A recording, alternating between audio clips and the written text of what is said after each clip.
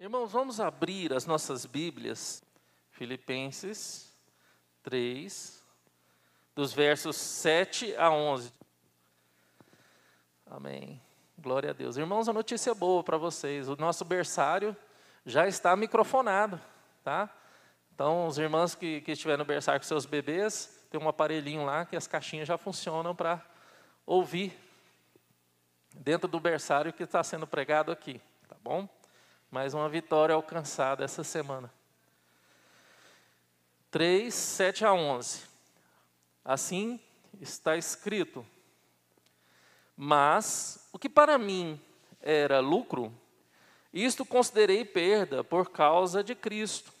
Sim, deveras considero tudo como perda, por causa da sublimidade do conhecimento de Cristo Jesus, meu Senhor, por amor do qual perdi todas as coisas e as considero como refúgio para ganhar a Cristo, o ser achado nele, não tendo justiça própria, que procede de lei, senão a que é mediante a fé em Cristo, a justiça que procede de Deus, baseada na fé, para o conhecer e o poder da sua ressurreição e a comunhão dos seus sofrimentos, conformando-me com ele na sua morte, para, de algum modo, alcançar a ressurreição dentre os mortos. Amém. Oremos, irmãos. Pai, muito obrigado por este momento. Te louvo pela oportunidade que o Senhor nos dá essa manhã de ouvir a Tua palavra. Te agradecemos também pela assistência do Teu Espírito Santo em comunicar a verdade da Tua palavra em nossos corações. Te peço, Deus, que eu não venha falar nada de mim mesmo, ou nada que não venha ser do Senhor, mas sim a Tua palavra profundamente aplicada aos corações, para que possam, ó Deus, abrir o discernimento, trazer cura, restauração, libertação. Pai, te peço, abençoe essa escola bíblica dominical, abençoe esse estudo bíblico que iremos aprender esta manhã.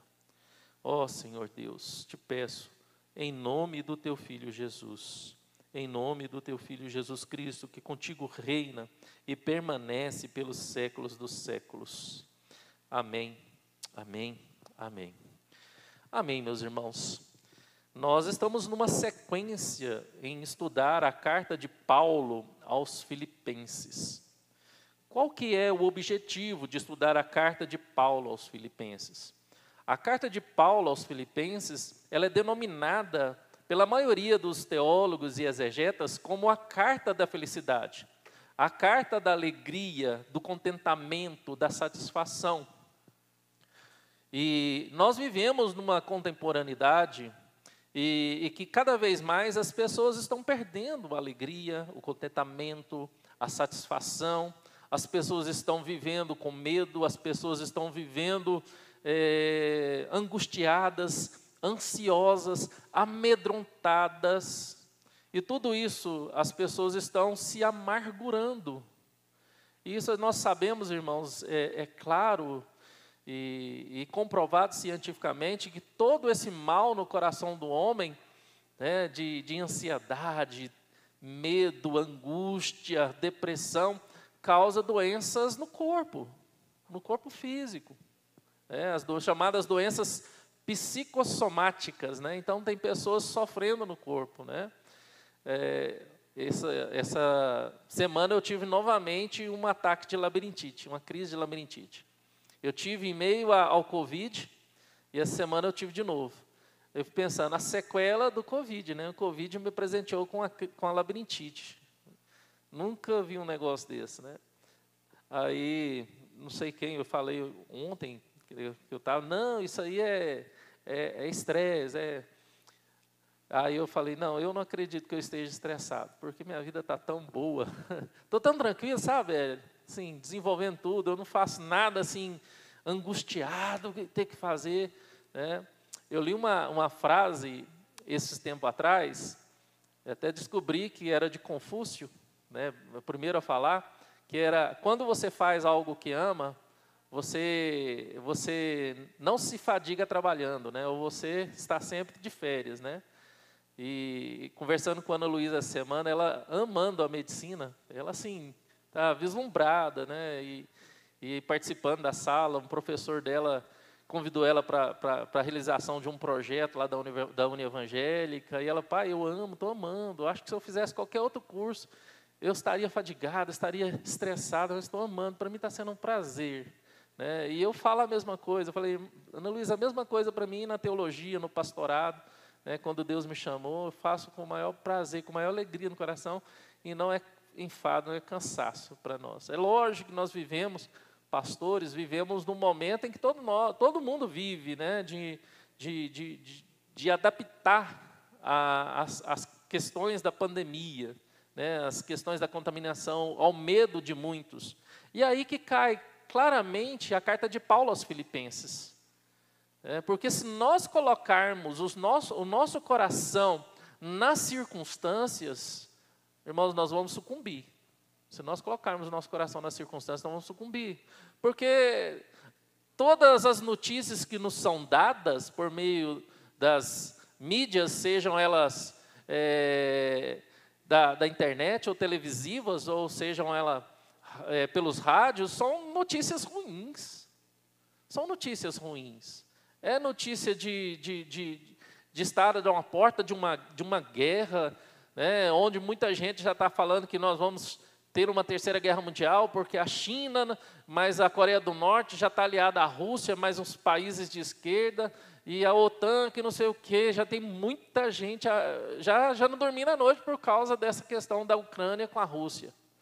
Já não tem gente, já não tendo paz no coração, por causa da situação da pandemia, que já estão tomando a 4ª dose e a contaminação não para, as cepas não param de se multiplicar, de diferenciar uma da outra, e não tem um final, né, para essa pandemia. Então, irmãos, a carta de Paulo aos Filipenses, ela é bem pertinente nesse momento. Por isso, quando Deus colocou no meu coração, ao ano passado, a gente estudar a carta de Paulo, foi exatamente isso. E hoje eu mandei para os irmãos o tema, escolhendo a felicidade. Escolhendo a felicidade. Será que nós temos escolhido a felicidade verdadeira? Aquela felicidade que não é condicionada por aquilo que eu vejo ou por aquilo que eu quero, mas é uma felicidade que está em Cristo, está em Deus, como a fonte dessa verdadeira alegria, quando nós estudamos Filipenses 3:1. A fonte da verdadeira alegria não está em nós, não está naquilo que queremos, não está condicionado às nossas escolhas naturais. Estudamos isso, né, há 3 domingos atrás. Nós estudamos domingo passado sobre os ladrões da alegria. Quais são os ladrões da alegria? E nós vimos claramente que os ladrões da alegria também não são ladrões circunstanciais. Eu falei, né, eu poderia usar o capítulo 1 de Filipenses para falar que o primeiro ladrão são as circunstâncias. Eu poderia usar Filipenses 2 para falar que o segundo ladrão são as pessoas. Eu poderia usar Filipenses 3 para falar que o terceiro ladrão é a ansiedade. E aí vai. Mas quando nós olhamos dos versos 2 ao verso 6, Paulo fala que os verdadeiros ladrões estão ligados a questões espirituais, questões espiritualmente falsas, são falsos religiosos, é a religiosidade, é o sincretismo religioso, é a falsa graça, tudo isso são os ladrões da alegria.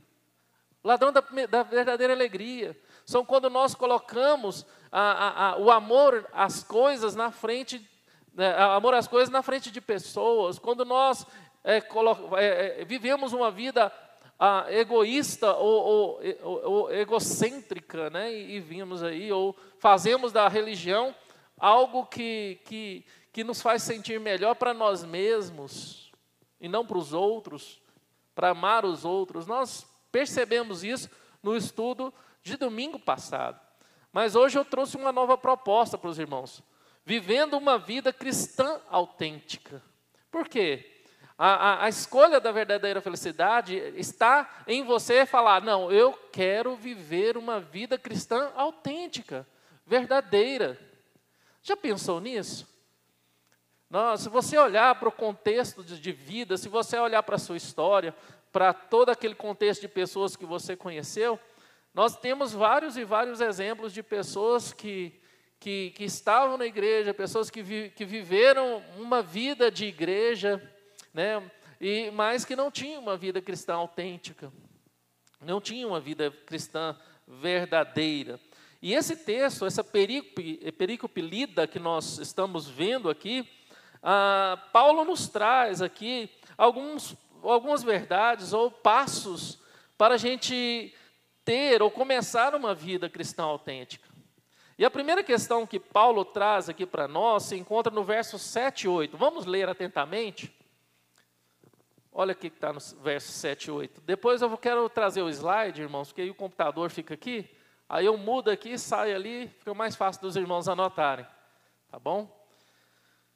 Vou ver se já para a próxima aula eu trago o slide. 7 e 8. Está assim. Mas o que era para mim... mas o que para mim era lucro, isso considerei perda por causa de Cristo.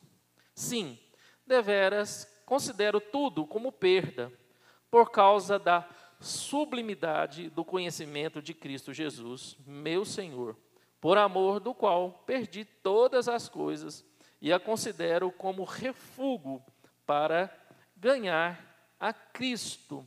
E o primeiro passo, a primeira lição que Paulo traz aos filipenses e traz para nós essa manhã, é que nós devemos abandonar ao nosso passado, que nós devemos renunciar àquilo que antes para nós era ganho, era lucro, que nós devemos de fato renunciar valores que outrora, quando não tínhamos Cristo, eram de alta estima em nosso coração, mas agora se tornou o quê? Perda. A primeira questão é avaliar a nossa vida, avaliar de fato os nossos valores. Quais são os valores que eu dou nas questões da vida? O que é mais importante para mim?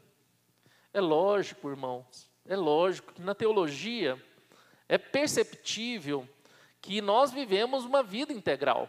Nós não podemos viver uma vida cristã dicotomizada, uma vida cristã compartimentalizada. Nós não podemos ser uma pessoa na igreja, uma pessoa no trabalho, uma pessoa na família. Nós somos cristãos integrais. Nós somos cristãos na família, nós somos cristãos que amamos Jesus no trabalho, nós somos cristãos que amamos Jesus na igreja. É por isso que Paulo fala aqui que a verdadeira alegria de uma vida autêntica, de uma vida cristã autêntica, não se baseia nas coisas do passado. Ela não pode se basear naquilo que outrora você considerava lucro. E se você olhar isso claramente, Paulo vai falar isso depois.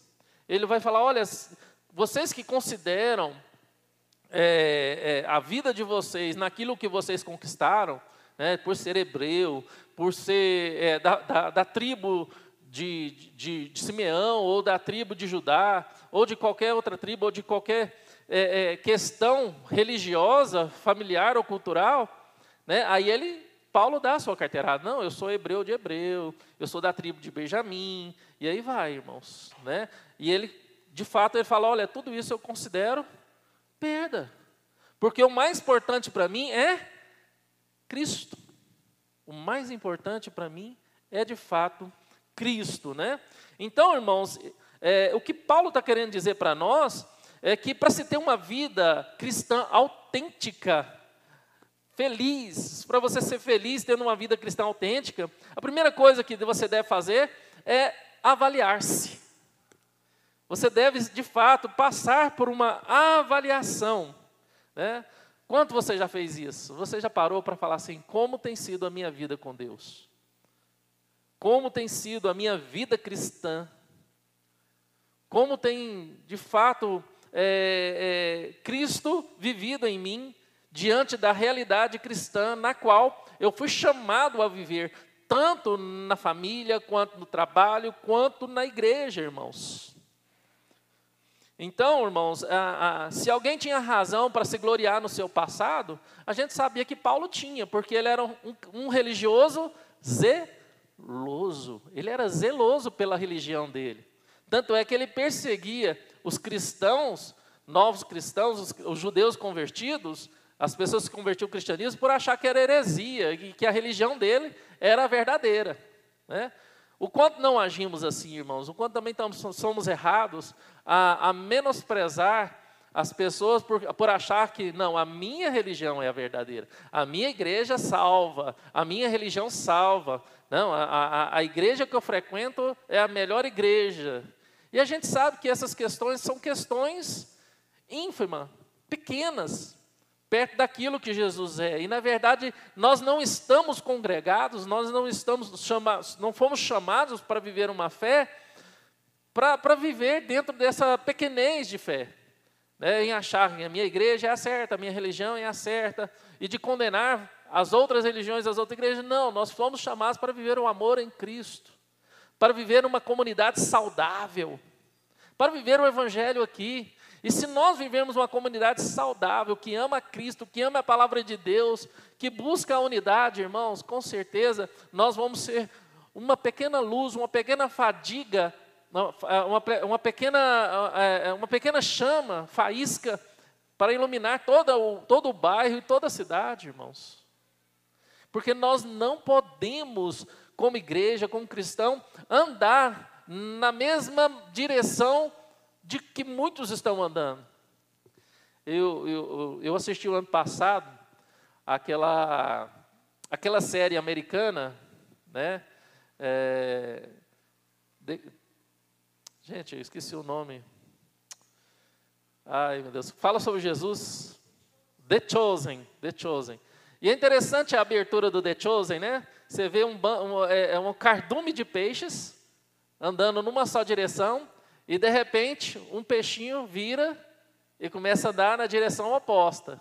De repente 2 peixinhos, 3 peixinhos. Quando muitos peixinhos andam numa direção oposta do que o outro cardume estão andando.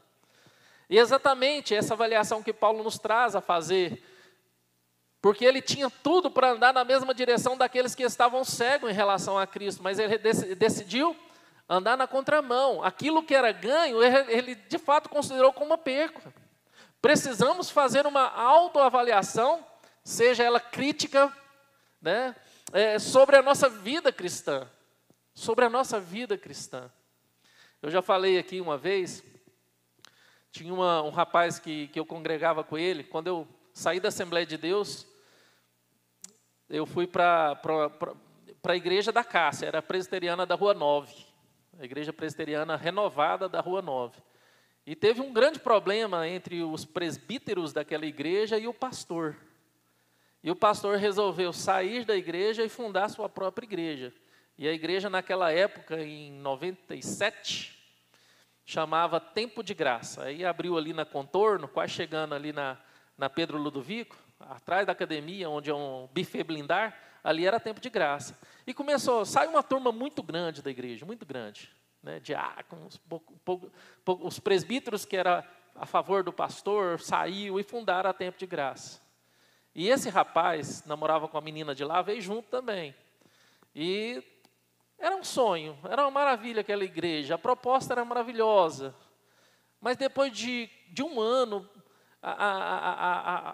começou a se fomentar outras coisas dentro da igreja e, de repente, aquilo se tornou muito pesado para o pastor e as pessoas começaram a sair da igreja e aqueles cultos se tornaram tão vazios e o pastor foi ficando triste, esposa doente, filho com problema. O filho dele, até 11 anos de idade, era uma criança normal, depois foi perdendo os movimentos, teve uma doença muito séria, chamada neuropatia, que ele iria morrer aos 16 anos. Ia definhando, e foi o que aconteceu.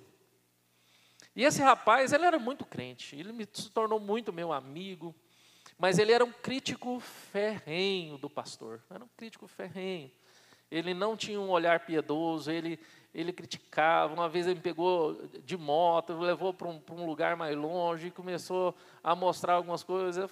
Eu falei assim, ou ele é crente demais, está vendo coisas que eu não estou vendo, ou não entendo, mas acabou que a igreja fechou, as pessoas voltaram para a igreja antiga, ele foi para uma seita, né, denominada igreja local. Uma vez eu fui lá, e era estranho, né, aquele culto daquela igreja, daquela seita.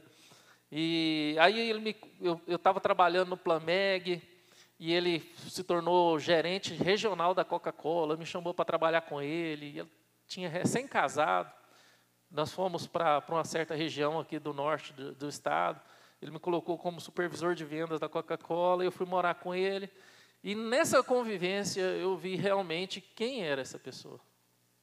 Era uma pessoa que xingava os funcionários, maltratava os funcionários, que mexia com mulher na rua, mexia mesmo, não respeitava a esposa no casamento. Era terrível, terrível. Fui ficando tão triste com aquela situação, que eu pedi demissão da Coca-Cola e vim trabalhar no Fujioka aqui. E depois fui ser seminarista na igreja presbiteriana. Essa ilustração, irmãos, é de fato para trazer para vocês aqui sobre essa avaliação. Avaliação de como estamos vivendo, se o nosso cristianismo ele é autêntico, verdadeiro, se ele foi capaz de mudar a minha vida em toda a sua integralidade. Em toda a sua integralidade. Quando nós vamos lá para Romanos 10, verso 17, irmãos, eu não queria falar muito rápido, mas assim, se der para a gente terminar essa lição hoje, nós vamos terminar. Mas vamos trabalhar parte a parte, para os irmãos ir anotando, para fazer as anotações certinhas, né? Romanos 10, 17. Romanos 10, 17. Deixa eu abrir aqui na minha também. Romanos 10, 17 está assim. Eu vou ler toda a perícope, irmãos, porque eu gosto de contextualizar. Mas nem todos obedeceram ao Evangelho, pois Isaías diz: Senhor, quem acreditou na nossa pregação? E assim, a fé vem pela pregação, e a pregação pela palavra de Cristo. Mas pergunto, porventura não ouviram? Sim, por certo, por toda a terra se fez ouvir a sua voz, e as suas palavras até os confins do mundo.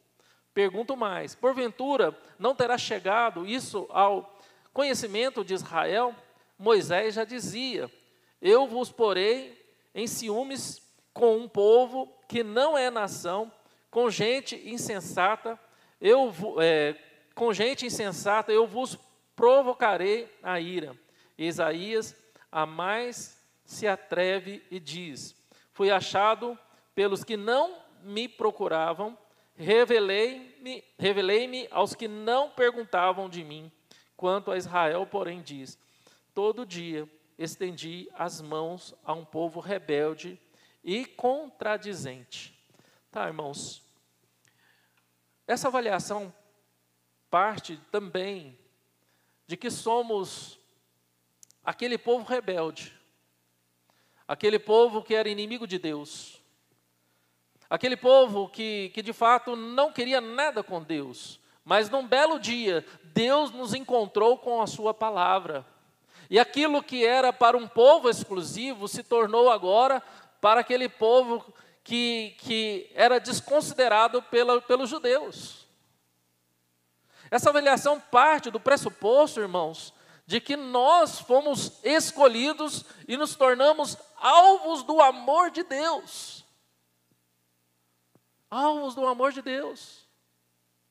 O evangelho não foi apenas para os judeus, para o povo hebreu, para os da descendência de Abraão, mas o evangelho foi também para todo o povo gentílico, e Paulo, como apóstolo dos gentios, ele mostrou claramente isso. Essa avaliação passa do pressuposto de que eu não merecia esse amor, eu não merecia essa graça. E por não merecer, saber dessa realidade, dessa consciência de não merecer, eu sou totalmente grato a Deus. Eu sou totalmente grato. E aquilo que outrora considerava lucro, aquilo que outrora eu considerava como ganho, hoje é perca para mim. Porque o sentimento que eu tenho em relação à graça que me foi alcançada, me tornou uma pessoa diferente e mudou os meus valores. Os meus valores não são como antes. Se a gente for lá para João 3, verso 3, fala do novo nascimento. João 3, 3. Vou abrir lá. João 3, 3.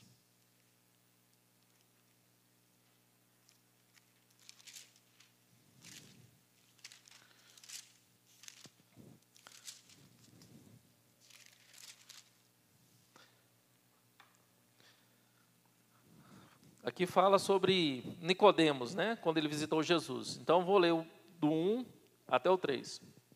Havia entre os fariseus um homem chamado Nicodemos, um dos principais dos judeus. Este de noite foi ter com Jesus. Ele disse: Rabi, sabemos que é mestre vindo da parte de Deus. Porque ninguém pode fazer esses sinais que tu fazes, se Deus não estiver com ele.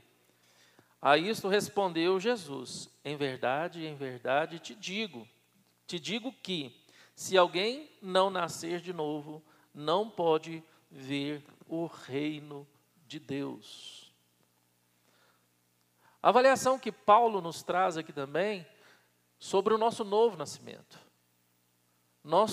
Devemos levar em consideração que nós fomos encontrados por Cristo, e quando recebemos o Espírito Santo, nós nascemos de novo. Nós morremos para o nosso velho eu. Nós morremos para as nossas velhas atitudes. Nós morremos para os nossos velhos valores, nossos velhos conceitos. E nascemos para Cristo, onde os nossos valores agora estão direcionados à eternidade. Onde os nossos valores estão direcionados a Cristo Jesus.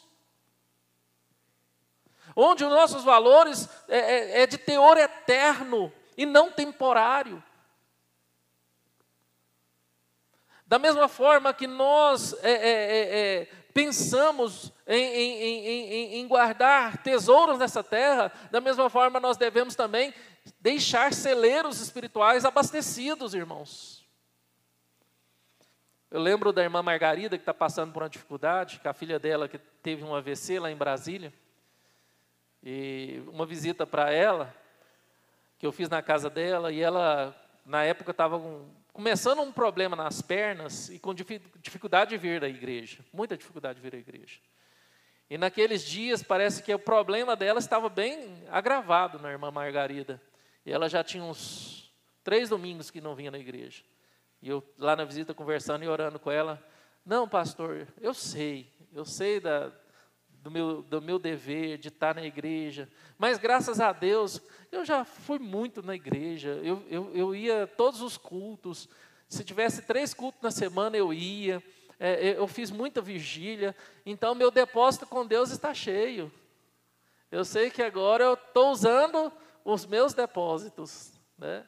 Olha que interessante, né? Dentro de uma simplicidade, uma lição tão linda, tão maravilhosa.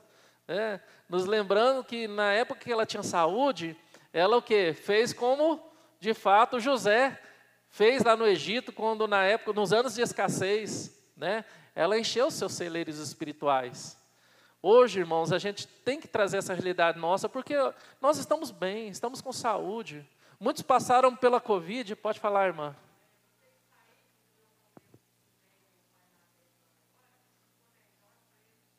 Amém, irmã. Tá joia, vai ficar online lá, tá bom? Deus abençoe o que a senhora tem que fazer. Então, irmãos, a mesma questão, porque nós estamos bem, nós estamos com saúde, e será que nós estamos aproveitando a nossa saúde para armazenar nos nossos celeiros? Estou notando, irmão, porque vai chegar numa época de escassez. Todos nós passamos por momentos bons de fartura e passamos por desertos, momentos de escassez. Passamos. Há momentos que nós temos um bom emprego, que nós temos um bom salário, há momentos em que perdemos tudo e ficamos um bom período. E temos que contar com a reserva que nós garantimos no momento de fartura. E muita gente faz assim. Faz assim. Porque louco é aquele que no momento de fartura não guarda, pensando no momento de escassez. Se é assim na vida material, também o é na vida espiritual, e é claramente isso que o texto está nos falando. Nós temos tudo para orar todo o tempo, para frequentar as reuniões de oração, para frequentar as vigílias, para estar nos cultos, para estar desenvolvendo trabalho na igreja, porque temos saúde, temos paz, porque pode chegar tempo que você não vai ter saúde. Penso na irmã Almerinda, né, irmã Ione? Ela e seu irmão Zezinho, o tempo todo, em todos os cultos, sentadinho aqui na frente, os dois, né? Não faltava um culto. A irmã Almerinda teve, né, o derrame, né? Agora está numa cama, lá, mas assistindo, acompanhando os cultos online. Mas ela fez um bom depósito.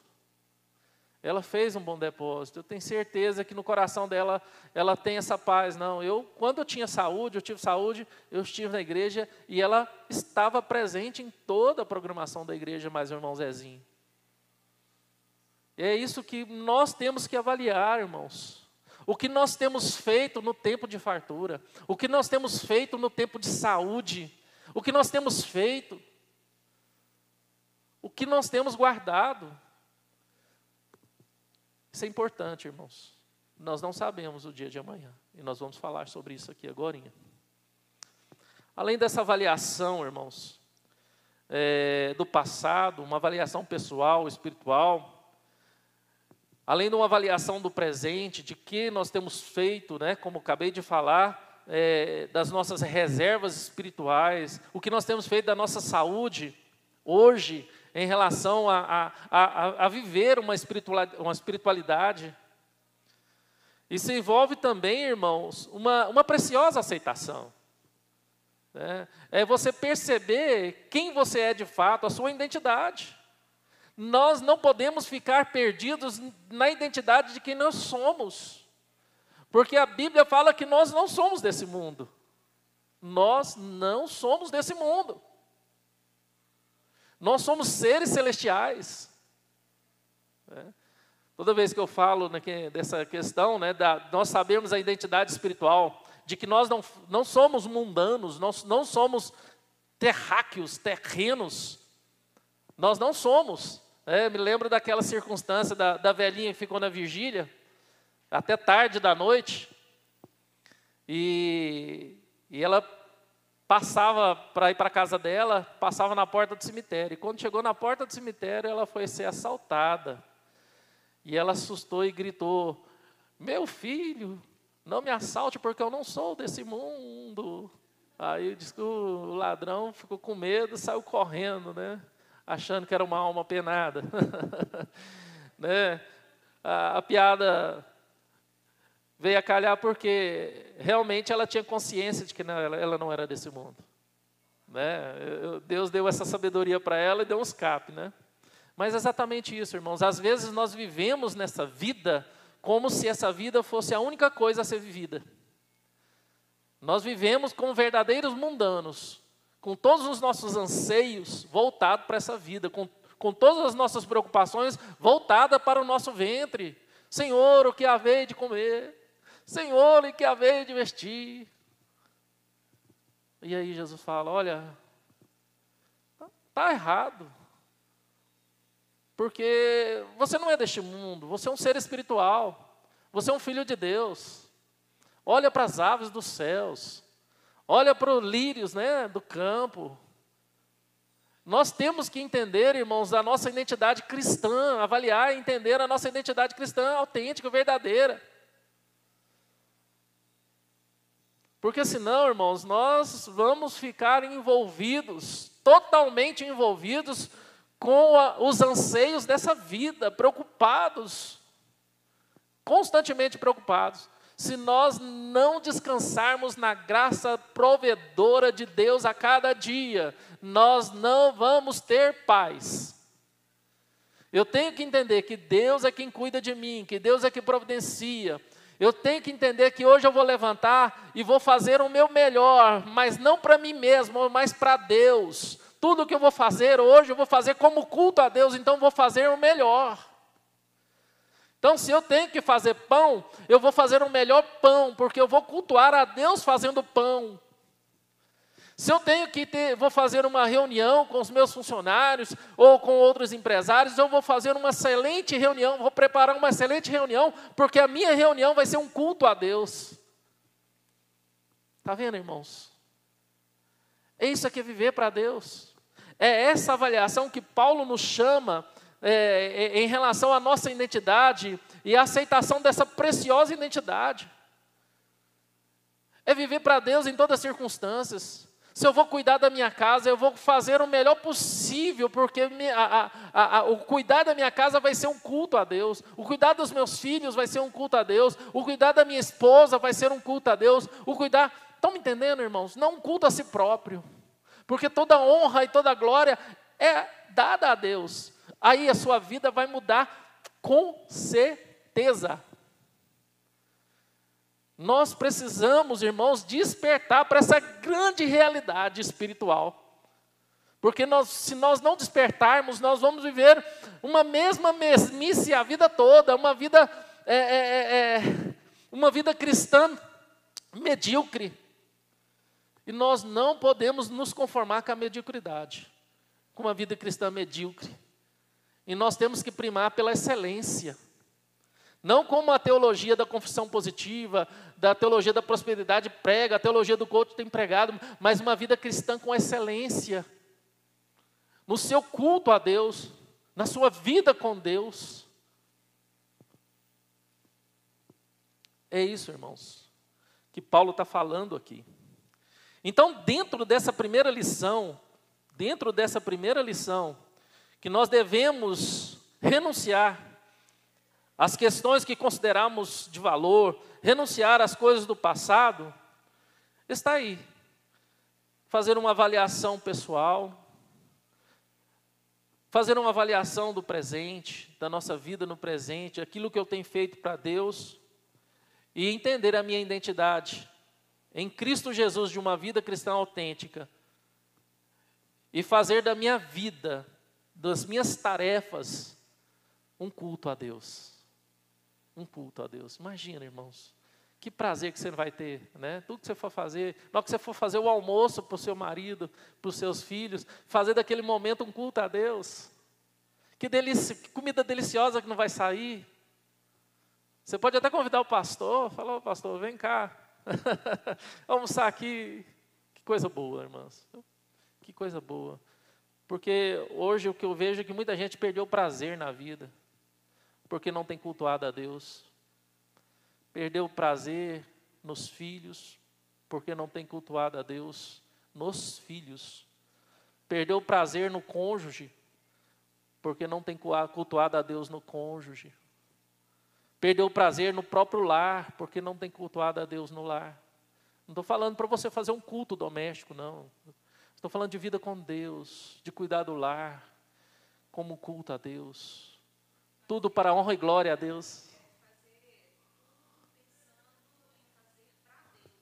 Como um culto de louvor a Deus. Deus receba. Exatamente. É o que está lá em... Exatamente.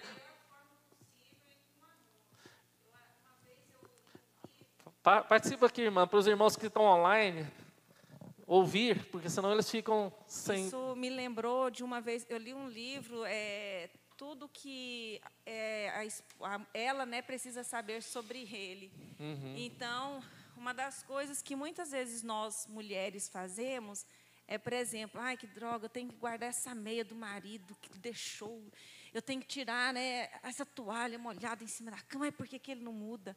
Ao invés de a gente fazer assim, graças a Deus sou eu que estou cuidando, graças a Deus sou eu que estou guardando, graças a Deus sou eu que estou cuidando. Então, aí eu entendi. Então, a gente deve fazer como se fosse para Deus, com excelência e com amor. Glória a Deus, eu estou lavando essas vasilhas. Graças a Deus, sou eu que estou cuidando da minha casa. Então, olhar por esse aspecto, né, por essa vertente, que aí é o que a gente entra aqui. Ser alegres com a situação que a gente está vivendo, né, em relação a essa... com relação a Deus. Ser alegres com Deus por Ele ter nos dado o que nós temos. Amém. Né? Porque, independente da circunstância. Exatamente, Tânia. É porque quando você faz assim, você de fato vai ser luz e sal neste mundo. E você vai chamar a atenção das pessoas. Mesmo nas simples coisas. Porque é difícil você viver, irmãos, fazendo as coisas, murmurando, reclamando. E você não tem prazer, você está ansioso, você está preocupado. Mas quando você descansa em Deus, fala, eu vou fazer o meu melhor. E tudo que me vier à mão para fazer, eu vou fazer conforme as minhas forças. Quer dizer, eu vou até os meus limites. Eu vou no limite da minha inteligência, da menor maneira possível. Eu vou no limite da minha inteligência, no limite da perfeição, do que eu posso, no limite das minhas finanças, porque eu não posso extrapolar esses limites, no meu limite emocional. Eu vou fazer o meu melhor, vou dar o meu máximo dentro dos meus limites. Porque o resto, irmãos, o resto é com Deus.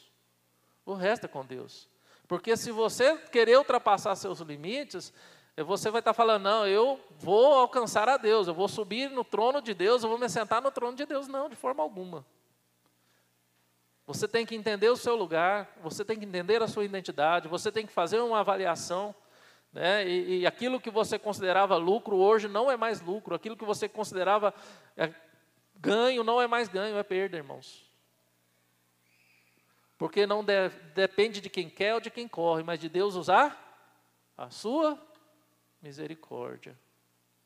Nós dependemos da misericórdia de Deus todos os dias.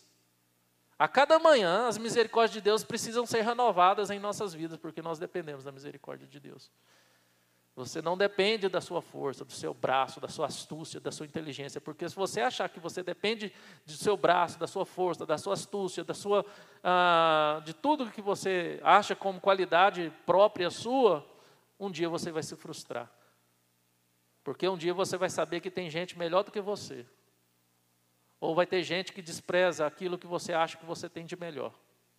Então, nós temos que viver para Deus. Porque dele, para ele, são todas as coisas.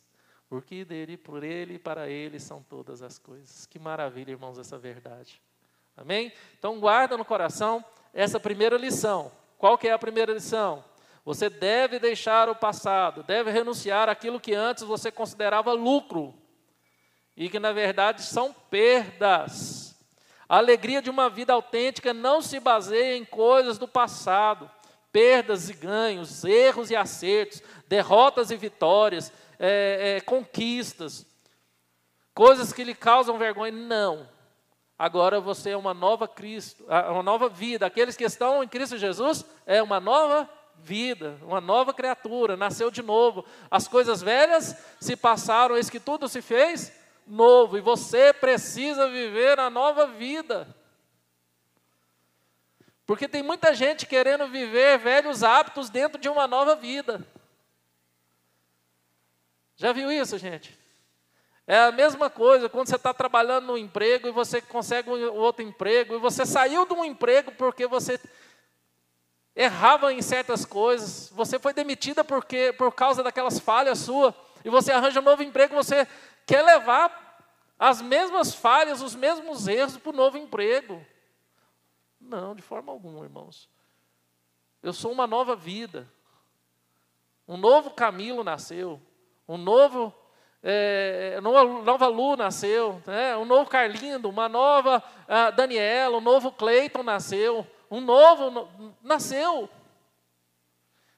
E ele precisa desenvolver a partir do momento que eu tenho noção de quem eu sou em Cristo Jesus, da minha identidade cristã. Ainda tem mais um tempinho, irmãos, que é 10h30 termina. O segundo passo que Paulo fala aqui para nós, a segunda verdade, o segundo ensino que ele nos traz, está do verso 8 a 9. Verso 8 a 9. Olha aqui, Filipenses 3, deixa eu abrir de novo. Versos 8 a 9. Assim está escrito: sim, deveras considero tudo como perda, por causa da sublimidade do conhecimento de Cristo Jesus, meu Senhor, por amor do qual perdi todas as coisas e as considero como refúgio, para ganhar a Cristo e ser achado nele, não tendo justiça própria, que procede de lei, senão o que é mediante a fé em Cristo, a justiça que procede de Deus, baseada na fé. Então, irmãos, o que Paulo está ensinando para nós aqui? Né? Ele está ensinando que nós devemos ter um objetivo para o presente. Qual que é o objetivo para o presente? Em relação ao passado, nós devemos desconsiderar diante da realidade de quem somos, da nossa identidade cristã. Diante do presente, nós devemos o quê? Consagrar as nossas vidas a Deus. Consagrar.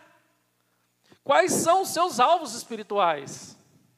O que planeja espiritualmente para você, para sua família, para sua casa? O que planeja espiritualmente para sua casa? Você tem orado pelos seus planos espirituais, por aquilo que você quer colocar diante de Deus? Fala, não, eu planejo estar mais próximo de Deus, eu planejo pastorear minha família, pastorear minha esposa, minhas filhas. Eu tenho avaliado a minha casa, eu tenho avaliado as minhas filhas, meus filhos, eu tenho avaliado a minha família, em que eu posso, de fato, ser um agente de Deus, uma ferramenta de Deus na minha família, aonde eu estou inserido. Porque além de uma avaliação pessoal, da sua espiritualidade pessoal, onde envolve o seu passado, presente e futuro, onde envolve a realidade de quem você é, você precisa avaliar o seu contexto. Será que os seus filhos estão desviando do caminho de Deus? Será que os seus filhos estão transgredindo alguns ensinamentos bíblicos? Será que os seus filhos anseiam pela casa de Deus, anseiam pelo congregar? Será que os seus filhos, de fato, consideram certas coisas percas e outras coisas lucros? Será que você tem passado valores espirituais para seus filhos? Como você tem sido como sacerdote do seu lar?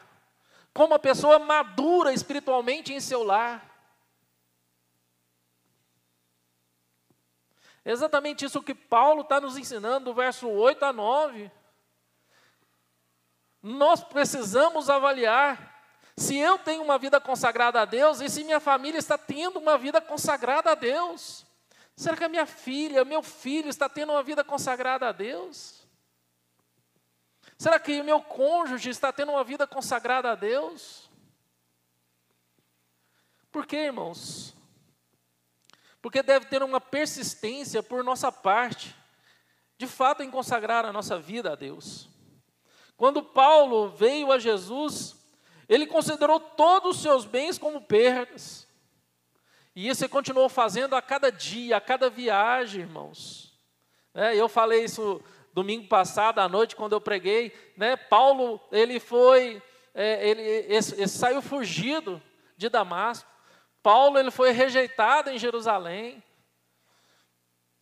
Paulo, ele foi picado por uma serpente na ilha de Malta. Paulo, ele sofreu um naufrágio e outras coisas mais, mas tudo isso para ele não importa, porque ele tinha uma vida consagrada a Deus, e o que importa era aquilo que Deus tinha para a vida dele. Quando nós olhamos lá em Hebreus 12, versos de 1 a 2, Hebreus 12, vamos lá, Hebreus 12. Entendemos um pouco melhor.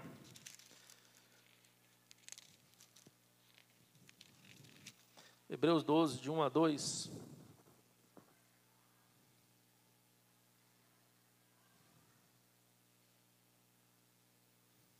Hebreus 12, de 1 a 2, assim está. Portanto, também nós, visto que temos a rodear-nos tão grande nuvem de testemunhas, desembaraçando-nos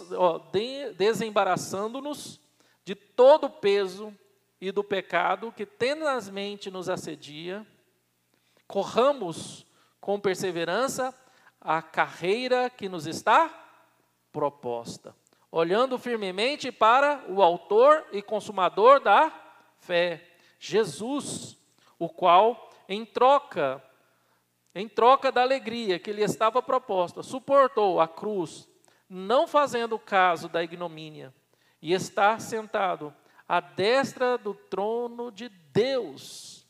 Porque devemos, irmãos, persistir na consagração de uma vida a Deus. Porque o melhor para nós está reservado no porvir, irmãos. Porque o melhor para nós está reservado na eternidade. O melhor para você não está reservado nessa vida. Porque tudo que existe nessa vida é perecível. Tudo que existe nessa vida apodrece. Tudo que existe nessa vida acaba. Acaba, irmãos. As roupas temos que trocar porque elas envelhecem. Eu tenho uma camisa interessante, que eu ganhei ela eu ganhei ela em 2008. Chegou um momento que, de tanto usar, que ela rasgou aqui e puiu debaixo do braço. As coisas são assim dessa vida. As coisas vão estragando. O carro, né, Hélio, quando chega a 100 km, quando ele chega a 100 km, ele começa a apresentar tudo que tem defeito. É válvula termostática que trava, é contador de passo que dá defeito. O carro, é por isso que muita gente troca de carro de ano em ano, porque sabe que quando chega numa certa quilometragem, vai dar defeito. Quem tem condição de trocar de carro de ano em ano, né? Porque senão nós vamos ter que morrer na mão do mecânico mesmo. Não, eu cheguei nos 40, já fiquei míope e com estigmatia. Né? Eu tive Covid, já me deu labirintite. Né? A gente vai ficando velho, a gente vai sentindo o peso da idade, irmãos. Os cabelos brancos vão vindo. E não adianta camuflar os cabelos brancos, né?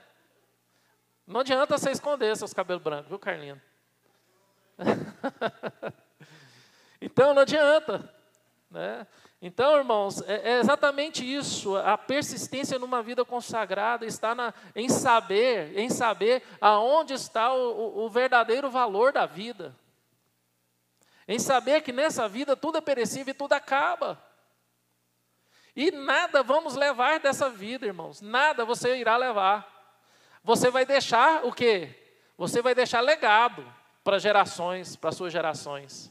Vai deixar legado. De que forma você vai deixar esse legado para gerações, para os seus filhos, seus netos, bisnetos, tataranetos? De que forma? Vivendo uma vida cristã autêntica, que glorifique a Deus. Para que seus netos escutem a sua história e saibam, a vovó era uma mulher de Deus, é uma mulher de fé. Eu quero ser igual a vovó. O vovô era um homem de fé, um homem de Deus. Eu quero ser igual ao vovô. E histórias são contadas e repetidas, né? Vai ser contadas e repetidas sobre a sua vida, né? A vovó Ângela, né? A bisavó Ângela, a tataravó Ângela, e as histórias de fé, de superação de fé, de autenticidade cristã sendo contada para os seus netos, bisnetos, tataranetos. Olha que interessante, né? Às vezes a gente preocupa apenas com o nome da família, né? Esses dias eu estava conversando com a Ana Luísa, que eu sou o único orlíquio no mundo, não existe nome igual ao meu. Se você procurar lá no Google, você vai achar só eu. Está lá, orlíquio, pastor, presbiteriano, você vai ver meu histórico lá.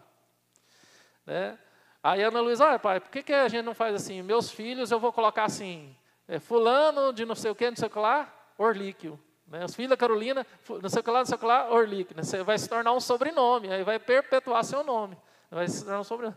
Falei, não, filho, não mexe com isso não, deixa quieto. Isso para mim não tem valor, eu sou muito mais perpetuar Cristo. Eu ser perpetuado pelo aquilo que eu vivo Cristo, pelo que eu exalo Cristo. Isso para mim não tem valor nenhum, porque tem muita gente que dá valor no seu nome. Eu sou da família né, Honda, eu sou da família, né, sei lá, tanta família famosa, né, família Ió, que já fala, nossa, tanta família, né? Não, isso para mim não tem valor. Eu sou da família de Cristo. Eu posso ser um Silva, um Souza, né? Mas eu sou da família de Cristo. Isso para mim é o que importa. Né? Se o meu sobrenome é comum, se o meu sobrenome é especial, eu sou da família de Cristo. Porque aquilo que eu considerava antes, hoje para mim é refúgio. Refúgio. Isso tudo é refúgio, gente. Paulo falou aqui. Então, irmãos, dentro dessa segunda lição, né, que você deve consagrar, o objetivo da sua vida no presente é em consagração da sua vida a Deus. E por último, irmãos, a última lição que Paulo nos traz aqui para terminar. Eu não queria dividir em duas lições. Você deve focar seus anseios no que Cristo é. No que Cristo é,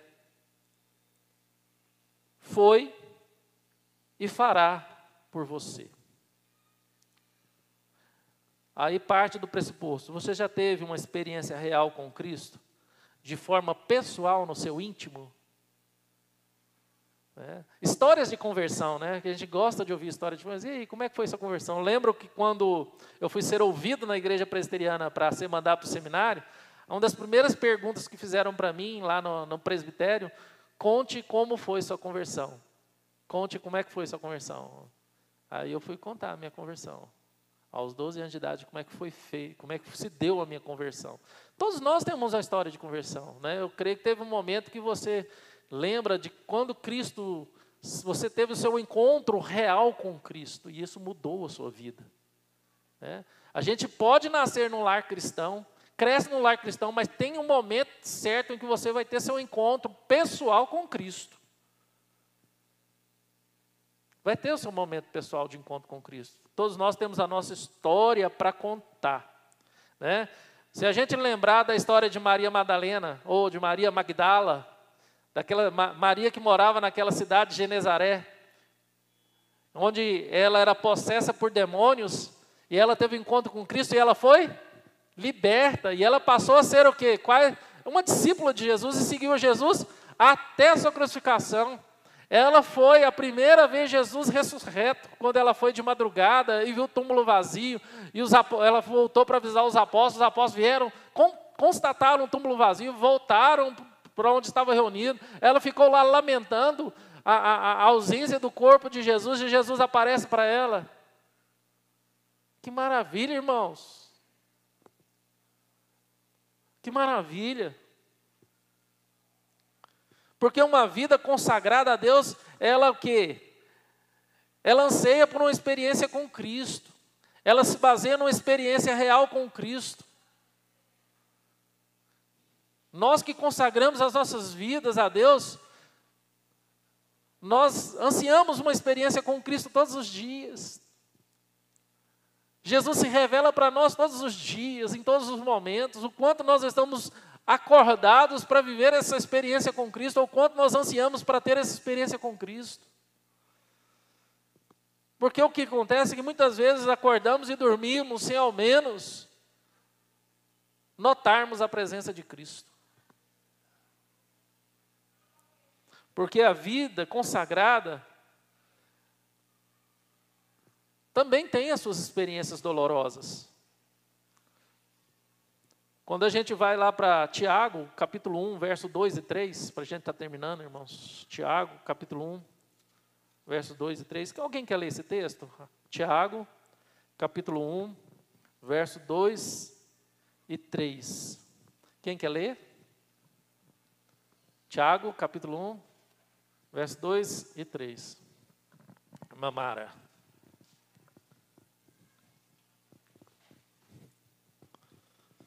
Tiago. Tudo para cima.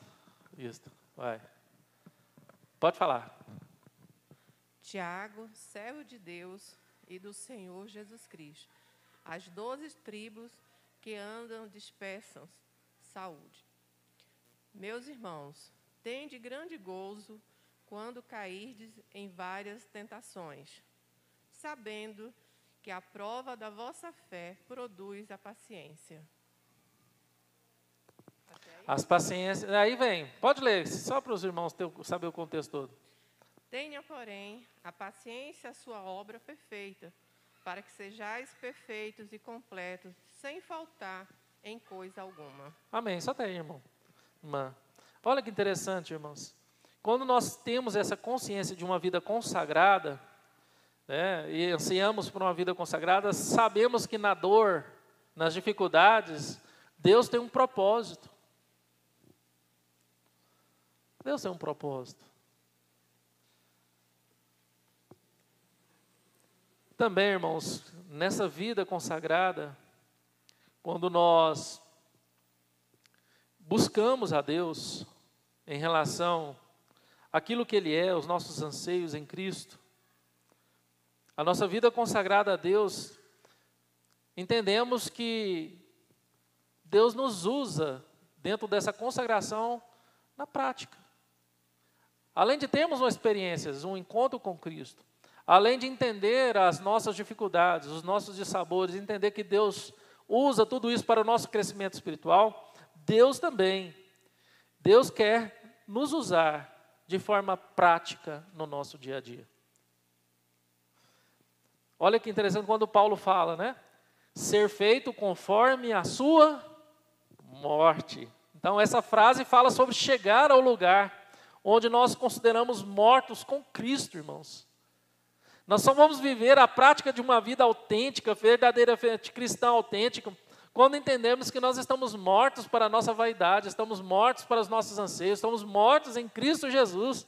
Este é o desafio de todo crente, irmãos. Morrer para o pecado e para o eu, para que a gente viva uma vida em Cristo, uma vida espiritual, onde nós nunca imaginamos viver. E para terminar, o último texto, Romanos 6, 6. Romanos 6, 6. Romanos 6, 6. Romanos 6, 6. Assim está escrito: sabendo isto, que foi crucificado com ele o nosso velho homem, para que o corpo do pecado seja destruído, e não sirvamos o pecado como escravos. Irmãos, a realidade de ser cristão autêntico, para ter uma felicidade autêntica, está na realidade de que estamos mortos para nós mesmos e vivos para Cristo. Se você tem a consciência dessa realidade, que você está morta para você mesmo e vive para Cristo, os seus valores serão eternos, seus valores serão verdadeiros, e você vai viver uma vida que é um culto a Deus.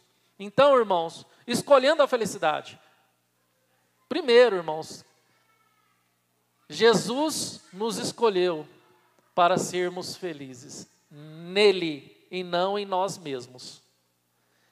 Escolhemos a felicidade porque primeiro fomos escolhidos. Fomos escolhidos por Deus para sermos filhos de Deus, para sermos, de fato, cristãos que são luz e sal nesse mundo. Então, irmãos, para viver uma vida cristã autêntica, parte do pressuposto de que nós fomos primeiramente encontrados por Cristo, que nascemos de novo, e que aquilo que outrora considerávamos lucro, ganho, hoje é refúgio, é perda, porque os meus valores são espirituais, acima dos valores naturais, e que toda essa cosmovisão de mundo, cristocêntrica, mude a minha vida de maneira total, integral, na minha vivência diária, onde tudo o que eu faço, mesmo as coisas seculares, se torna um culto a Deus. Porque o meu viver é Cristo e o meu morrer é lucro. Amém, irmãos? Vamos orar.